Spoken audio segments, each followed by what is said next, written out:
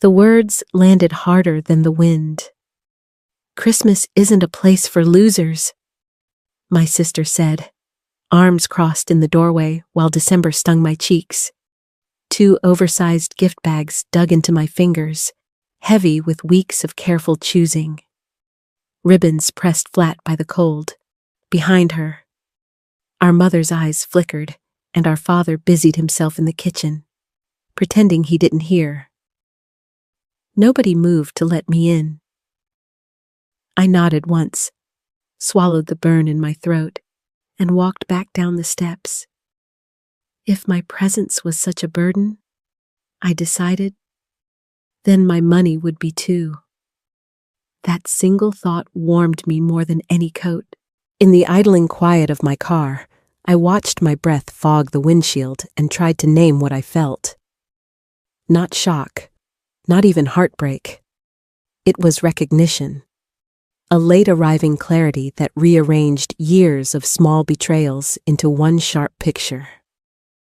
I had always been the family's soft landing. When Amanda married Tom and his something-better job never materialized, I covered the rent 2 days before an eviction notice. When their car died, I paid the mechanic. When the twins needed laptops, I swiped my card without blinking.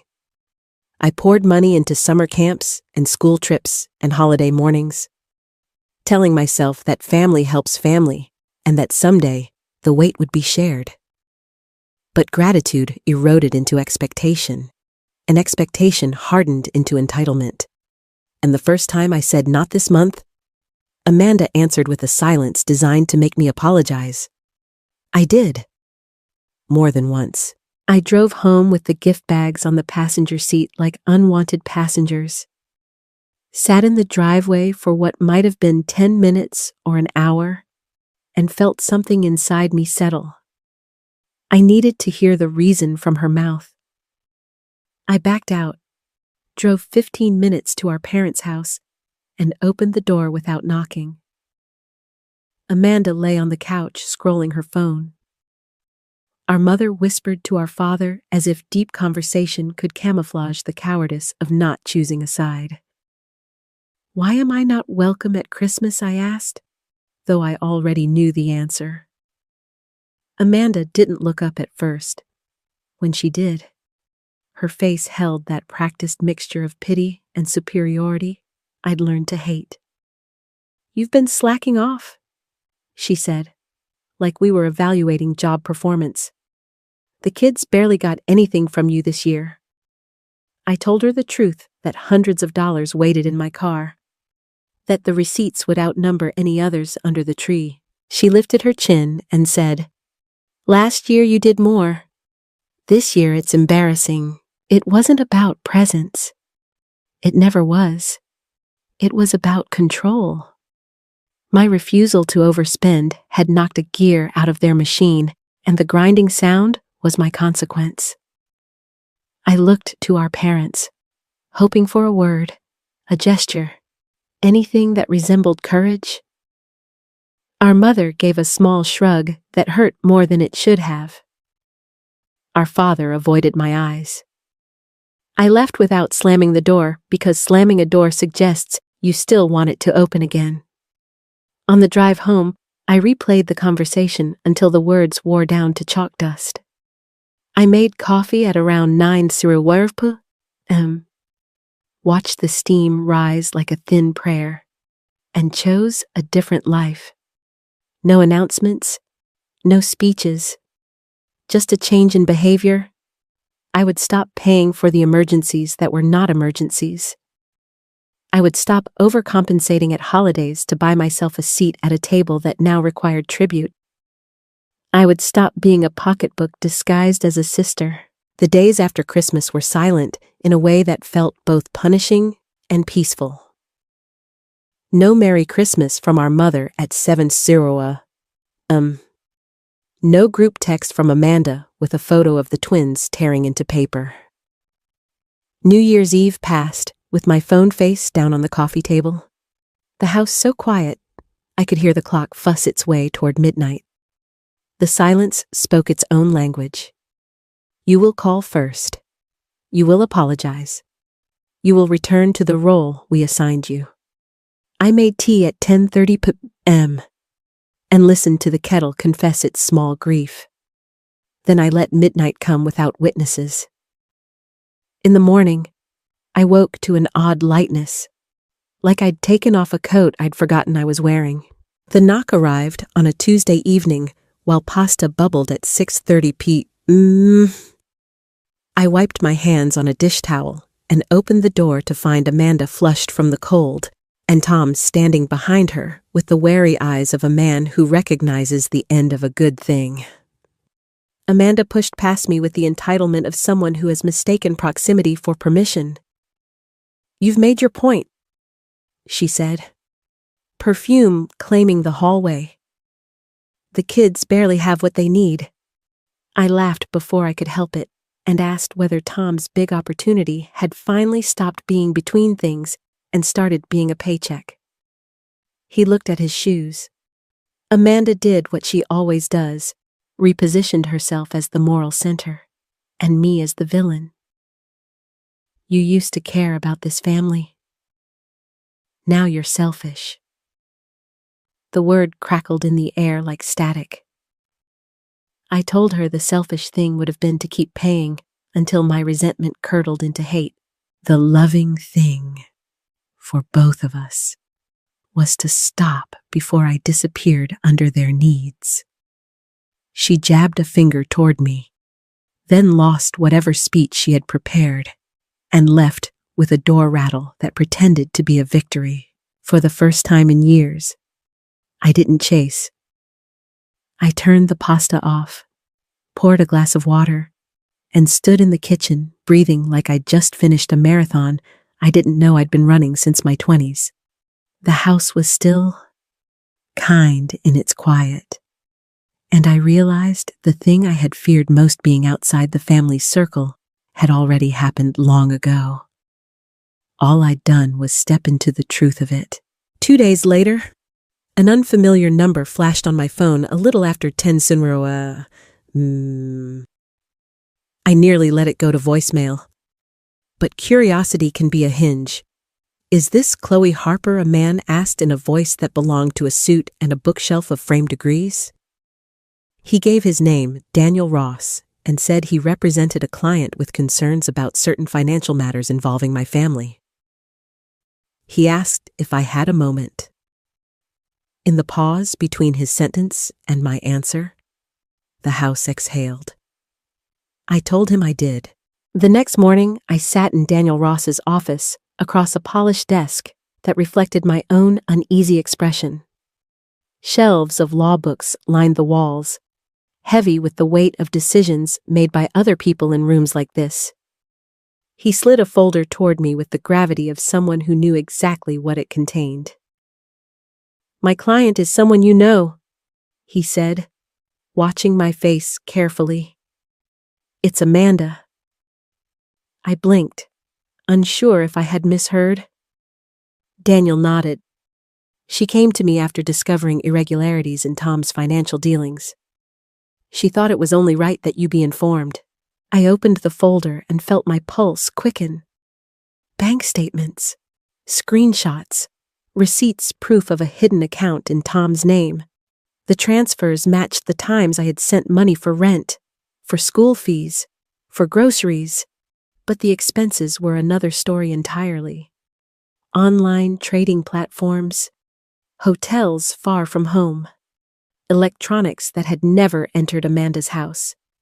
While I had been footing bills and cutting checks labeled summer camp and emergency repairs, Tom had been funneling the money into his own slush fund. Daniel spoke evenly, almost gently. She found a bank statement in his desk. When she confronted him, he dismissed it as harmless. But the pattern is clear. She wants you to understand that your generosity was misused. I leaned back in my chair, the anger in me rising like a tide, and yet beneath it was relief. For years I'd questioned myself, wondered if I was ungrateful for feeling used. wondered if I was imagining the lack of gratitude in Amanda's voice. But here it was in black and white evidence that I wasn't crazy. I wasn't cold-hearted. I was being deceived. "What does she plan to do?" I asked, though I wasn't sure I cared. Daniel said Amanda was considering separation, but her priority was the children. I closed the folder and pushed it back across the desk. "Tell her I got the message," I said, "and tell her she's stronger than she thinks." When I stepped back out into the winter air, the cold slapped me awake. For the first time in years, I felt something close to free. Of course, Tom didn't see it that way. That evening, my phone lit up with his name and against my better judgment. I answered. His voice was sharp, frantic. "You've been talking to Amanda, feeding her lies. You've ruined everything." I laughed without humor. "Ruined everything, Tom. You hid money from your wife and wasted it while I covered your bills." "That's not nothing." He tried to spin it as pressure, as if day trading with borrowed money was an act of sacrifice. I cut him off. "The free ride's over." I hung up before he could find another excuse. My hands were shaking, but not from fear. It was adrenaline. The kind that comes from standing your ground after years of being bent into someone else's shape. 2 days later, Amanda called. Her voice was smaller than usual, tired. "He admitted some of it," she confessed. "But he still says it's not a big deal." I told her it was thousands of dollars, money she thought was going toward her kids. She said quietly, "I've been making excuses for him for years.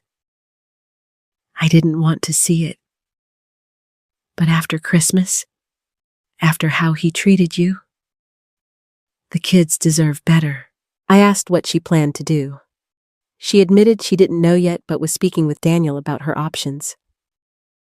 "I can't go back to how it was," I told her, firm but not unkind. "I'm not going to be your safety net anymore." Her reply was quick. "I'm not asking you to. I'm asking you not to give up on me." Something in her voice a crack. A plea reminded me of the girl she used to be before the years, and Tom's influence hardened her edges. We ended the call with words that weren't reconciliation, but were at least a fragile truce. A week later, Amanda texted me, "We need to meet. Just us." We chose a coffee shop halfway between our places. She looked older, lines drawn across her face that hadn't been there months before. No makeup, hair pulled back, hands wrapped around a cup like it was her anchor. "I told him I need space," she said. "He didn't take it well, but I can't keep pretending." There was no smugness now, no sharp edge, just exhaustion and a glimmer of resolve. She spoke about finding a rental, about leaving without telling him until she was ready. I believed her. For the first time in months, respect stirred in me. Not forgiveness yet, not after the words she'd thrown at me on Christmas Eve, but respect. She apologized, awkward and halting, for what she had said. "You didn't deserve that," she admitted. I didn't tell her I forgave her. I simply told her she was doing the right thing. And for now, that was enough. The unraveling happened faster than I expected. One gray Thursday afternoon, my phone buzzed with a message that read simply, "We're leaving today." I called immediately, my heart pounding. Amanda whispered that Tom was out of town, that she'd hired a moving van, that she and the kids were packing everything they could. She had found a small rental 2 towns over. "I don't want him to know where we are until it's legal," she said. I heard the muffled laughter of her children in the background. unaware of how different their world would look by nightfall. "What do you need from me?" I asked. Amanda hesitated. "I hate to ask, but I'm short on the deposit and first month's rent." The old resentment flickered in me, but it vanished just as quickly. This wasn't enabling. This was escape. "Say no more," I told her. "I'll cover it." The words came easily, surprising me. Helping her leave wasn't feeding the cycle, it was breaking it. That weekend, she sent me a photo. She and the kids sat cross-legged on the floor of a bare living room, pizza boxes open, a small Christmas tree glowing in the corner even though it was January. The caption said, "We're okay." And for the first time in a long while, I believed her. Tom didn't take the news well. Within hours of finding the house empty, he called me, his voice ragged and desperate. "You did this," he spat. "You turned her against me. You've ruined my life." I let him rage, listening to his curses spill out like a broken pipe, and when he paused for breath, I answered calmly, "Maybe if you'd spent less time gambling with her trust and my money, she wouldn't have had to leave." The silence on the other end stretched thin before he exploded again. But I ended the call. This time, my hands didn't shake. Instead, a strange calmness settled in me. For once, I wasn't the one carrying his weight. In the weeks that followed, Amanda began piecing together a new life. She found a part-time job at a bookstore, enrolled the kids in their new school, and started talking about saving for her own car. I visited her one Saturday morning. Her small rental sat on a quiet street where kids biked freely, where the air carried the promise of a fresh start. The front porch was cluttered with potted plants, evidence that she was finally building something of her own. When she opened the door, the smell of coffee and cinnamon rolls drifted out. The children sprawled on the living room floor, arguing about crayons in the harmless way siblings do. "You look lighter," I told her as I stepped inside. She smiled faintly. "I feel lighter." We sat at the kitchen table, steam rising between us, and for the first time in years, our conversation wasn't about overdue bills or desperate requests. It was about the kids' new friends, her co-workers at the bookstore, the small victories of everyday life. At one point, she reached across the table and squeezed my hand. "I know I said awful things at Christmas. I wish I could take them back." I met her eyes steadily. "You can't," I said.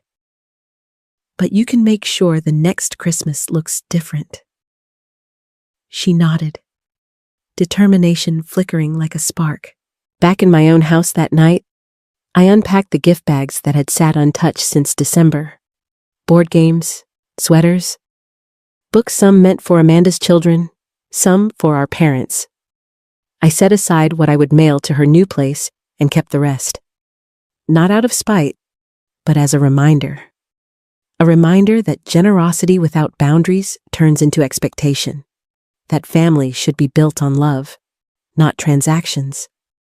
That helping someone means lifting them up, not carrying them until they forget how to walk. Tom continued to call in the weeks that followed, his number flashing across my phone like a ghost refusing to be laid to rest. I never answered. I heard through whispers that he blamed me for everything, spinning stories about betrayal and manipulation, casting himself as the victim of a conspiracy. Let him talk. His words had no power anymore. The more he tried to paint himself as the wounded party, the clearer his truth became. He was a man unwilling to face his own failures, grasping for someone else to shoulder the blame. Amanda, meanwhile, kept moving forward, Her new job steadied her, and the kids adjusted faster than anyone expected. Their laughter filled the small rental. Their drawings covered the fridge. Their routines blossomed into something resembling stability. When I visited again one Sunday afternoon, I saw Amanda leaning against the doorway, watching her children play, and the look on her face told me more than words ever could. She was rebuilding not just a home, but herself. As for me, I carried the lesson of that Christmas like a quiet stone in my pocket. I had spent years mistaking obligation for love, convincing myself that if I gave enough, I would finally be worthy of belonging. But belonging built on transactions isn't real. It collapses the moment you stop paying the fee. The day Amanda called me a loser, I believed her, if only for a fleeting second. But standing there now, months later, I knew the truth. A loser isn't the one who stops funding someone else's irresponsibility. A loser is the one who refuses to face their own mess and drags everyone else down with them. And I had finally walked away from that weight.